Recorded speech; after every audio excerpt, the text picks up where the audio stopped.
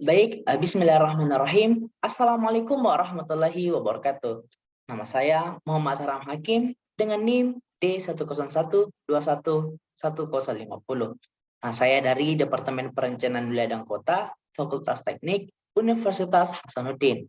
Nah, pada kesempatan kali ini saya akan memaparkan materi atau memaparkan tugas dari mata kuliah wawasan sosial budaya maritim, di mana pada kesempatan kali ini saya akan membahas tentang topiknya, yaitu potensi ekonomi maritim Indonesia. Jadi apa-apa saja potensi ekonomi untuk maritim Indonesia. Nah, pada kesempatan kali ini ada beberapa pembahasan penting. Ada 3 poin di sini. Yang pertama ada potensi sumber daya alam, di mana nah, di sini potensi sumber daya alam itu maksudnya adalah potensi pembangunan ekonomi kemaritiman Indonesia dari sektor sumber daya alam. Jadi bagaimana sumber daya alam itu dapat menjadi potensi pembangunan ekonomi ya untuk kemaritiman Indonesia. Jadi apa-apa saja sumber daya alamnya di Indonesia yang dapat memicu pembangunan ekonomi. Nah, selanjutnya ada potensi dari kegiatan, maksudnya adalah potensi pembangunan ekonomi kemaritiman Indonesia dari sektor kegiatan. Jadi kegiatan-kegiatan apa saja yang dapat menimbulkan atau yang dapat berpotensi untuk pembangunan ekonomi di Indonesia. Nah, jadi misalkan kegiatan-kegiatan apa saja yang dapat membangun ekonomi kemaritiman Indonesia. Jadi dari 2 poin penting ini saya akan juga membahas tentang manfaat dari potensi sumber daya alamnya dan manfaat dari kegiatannya. Dari pembahasan ketiga ini itu melebur ke dalam 2 materi ini, yaitu manfaat kemaritiman. Ya, jadi pembahasan yang pertama yaitu potensi pembangunan ekonomi kemaritiman berdasarkan jenis sumber daya alam. Nah, di sini sebenarnya ada 4 poin dari sektor sumber daya alam, tapi pada slide yang ini itu saya hanya simpan 2, selanjutnya lagi 2. Nah, di sini ada sumber daya dapat pulih dan ada sumber daya tak dapat pulih. Apa sih itu sumber daya yang dapat pulih? Nah, sumber daya yang dapat pulih ini adalah sumber daya alam yang dapat diperbaharui, yang bersifat terbarukan. Nah, di sini ada beberapa contoh sumber daya alam yang dapat pulih. Yang pertama ada ikan pelagis besar atau kecil. Nah, ini adalah contoh-contoh yang ada di Indonesia ya. Jadi potensi sumber daya alam yang berpotensi atau sumber daya alam yang ada di Indonesia yang berpotensi untuk pembangunan ekonomi kemaritiman. Nah, di sini ada ikan pelagis, baik yang besar ataupun kecil. Ada juga ikan demersal, ada juga udang dan jenis lainnya. Nah, udang dan jenis lain itu maksudnya udang dan sejenis dengan udang yang seperti lobster dan udang yang besar, dan masih banyak lagi. Nah, ada juga ikan hias dan ikan karang. Nah, ikan hias ini dan ikan karang seperti yang terkenal itu adalah ikan Nemo. Nah, ikan Nemo ini sering dipelihara oleh pengoleksi atau pengoleksi ikan-ikan hias, dan juga harganya itu mahal sehingga dapat juga berpotensi untuk pembangunan ekonomi. Nah, terumbu karang. Iya, seperti yang kita ketahui Indonesia itu memiliki hamparan terumbu karang yang luas dan juga memiliki banyak jenis terumbu karangnya. Bahkan Indonesia juga termasuk sebagai negara yang memiliki jenis terumbu karang yang terbanyak di dunia, salah satunya ya.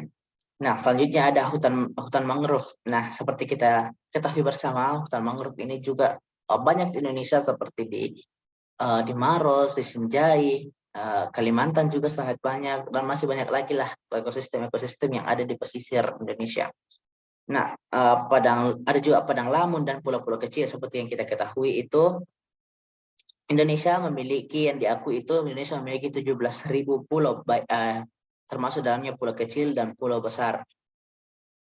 Nah, dari pulau-pulau kecil ini Indonesia dapat membangun ekonomi kemaritiman berdasarkan dari sumber daya alam. Nah, selanjutnya ada sumber daya tak dapat pulih. Apa sih itu sumber daya tak dapat pulih? Nah, sumber daya yang tak dapat pulih ini adalah sumber daya yang tidak dapat diperbaharui. Nah, ada dua poin di sini, yaitu ada bahan tambang dan mineral dan juga ada minyak dan gas bumi. Nah, bahan tambang dan mineral ini ada beberapa jenis, yaitu ada bahan bangunan, pasir besi, dan pasir kuarsa, ada batu apung, yang keempat ada siderit, yang kelima mineral radioaktif, yang keenam ada garam, yang ketujuh ada titanium, yang kedelapan ada lempung kualim, yang kesembilan ada kromit, dan yang kesepuluh ada emas. Nah, bahan tambang dan mineral ini sangat banyak di Indonesia. Iya, sangat banyak di Indonesia. Hanya perlu untuk dioptimalkan sebaik-baiknya. Sebentar akan saya bahas. Nah, dari bahan-bahan tambang dan mineral ini, kebanyakan dari sini itu memiliki harga yang sangat mahal, sehingga sangat berpotensi untuk pembangunan ekonomi kemaritiman Indonesia berdasarkan dari sumber daya alamnya. Ya, ini adalah dua poin selanjutnya, yaitu ada energi kelautan yang juga sama-sama berdasarkan dari sumber daya alam. Nah, dari kelautan ini ada gelombang, ada juga OTEC atau Ocean Thermal Energy Conversion, ada juga pasang surut, dan ada juga angin. Nah, keempat poin ini dapat memicu atau dapat menghasilkan energi, baik itu energi ya seperti gelombang, pasang surut itu dan serta angin itu dapat menciptakan atau menghasilkan energi listrik yang dapat digunakan untuk Indonesia dan dapat berpotensi untuk pembangunan ekonomi di Indonesia. Nah, selanjutnya ada jasa-jasa lingkungan seperti media transportasi dan komunikasi, keindahan alam yang tentunya Indonesia memiliki banyak keindahan alamnya, wisata bahari, pengaturan iklim, penyerapan limbah, dan masih banyak lagi. Ya, selanjutnya ada potensi pembangunan ekonomi kemaritiman menurut sektor kegiatan. Nah, di sini ada 7 poin yang saya masukkan, yaitu ada perikanan, baik itu perikanan budidaya ataupun perikanan tangkap. Nah, ada juga pelayaran, ada juga kelautan, pariwisata bahari dan pantai, pertambangan dan energi, pulau-pulau kecil, ekosistem pesisir dan laut. Langsung saja kita bahas satu-satu. Yang pertama itu ada perikanan. Nah, Indonesia ini memiliki luas laut seluas 2/3 dari wilayahnya. Jadi lebih luas laut daripada daratan. Nah, sehingga memiliki jenis dan jumlah ikan yang banyak, baik dari segi kualitas maupun kuantitas. Bahkan Indonesia termasuk ke dalam penghasil ikan terbanyak dunia, dan juga negara-negara luar itu mengincar perikanan yang ada di Indonesia. Nah, seperti negara Vietnam yang pernah diberitakan, negara Malaysia yang mencuri ikan, dan masih banyak lagi negara yang mengambil ikan-ikan yang ada di Indonesia. Itu membuktikan bahwa ikan di Indonesia sangat banyak. Nah, selanjutnya pelayaran. Ya, seperti yang tadi saya jelaskan, Indonesia memiliki 17.000, yang berarti Indonesia adalah negara kepulauan. Sehingga untuk menghubungkan antar pulau, kita membutuhkan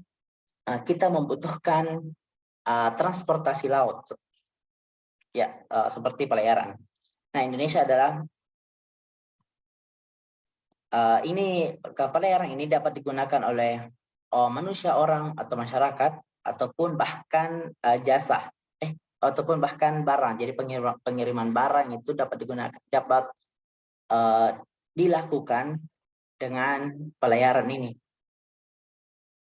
Nah, selanjutnya itu ada poin selanjutnya, itu ada kelautan. Nah, Indonesia memiliki laut yang luas dengan hamparan terumbu karang yang padang lamun yang banyak. Seperti yang saya bilang tadi, Indonesia itu memiliki 2/3 luas laut dari wilayahnya. Sehingga kelautan ini juga sangat berpotensi untuk pembangunan ekonomi kemaritiman Indonesia. Ya, selanjutnya ada pembahasan tentang pariwisata bahari dan pantai. Nah, Indonesia ini memiliki banyak pantai, memiliki banyak pulau-pulau, memiliki keindahan-keindahan alam yang ada di Indonesia. Nah, dari keindahan-keindahan alam, keindahan pantai yang ada di Indonesia, keindahan baharinya itu dapat mengundang wisatawan-wisatawan, baik wisatawan lokal maupun wisatawan mancanegara.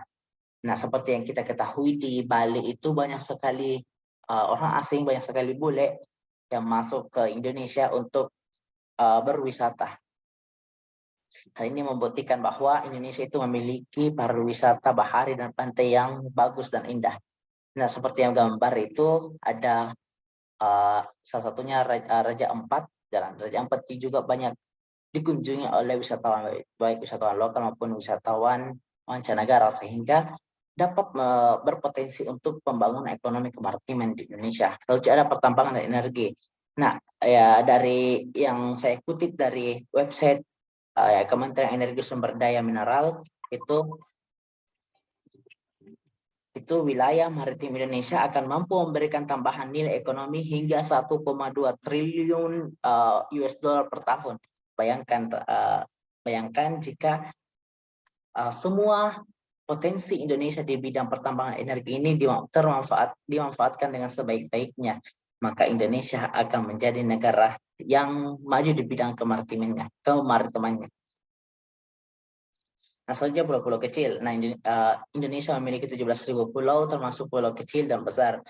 Nah, pulau-pulau kecil ini dapat biasa digunakan untuk industri perikanan dan juga industri pariwisata, sehingga juga dapat berpotensi untuk membangun ekonomi kemaritiman dari sektor kegiatan. Nah, ada tadi poin yang terakhir, yaitu ekosistem pesisir. Nah, ekosistem pesisir ini yang seperti yang saya jelaskan tadi, yaitu hutan mangrove dan lainnya. Jadi Indonesia itu juga banyak memiliki hutan mangrove yang dapat berpotensi untuk pembangunan ekonomi kemaritiman. Ya, karena mungkin waktu sedikit untuk membahas banyak hal tentang potensi pembangunan ekonomi Indonesia. Jadi potensi pembangunan ekonomi di kemaritiman Indonesia itu sangat banyak, sehingga sangat kurang waktu untuk membahasnya satu persatu. Nah, di sini ada daftar pustaka, ada 2 website yang saya kutip selain dari materi yang Bapak berikan. Di sini saya ambil dari website Kementerian Energi Sumber Daya Mineral dan juga dari website Kementerian KKP. Ya, sekian dari saya. Saya Muhammad Hakim mengucapkan terima kasih. Wassalamualaikum warahmatullahi wabarakatuh.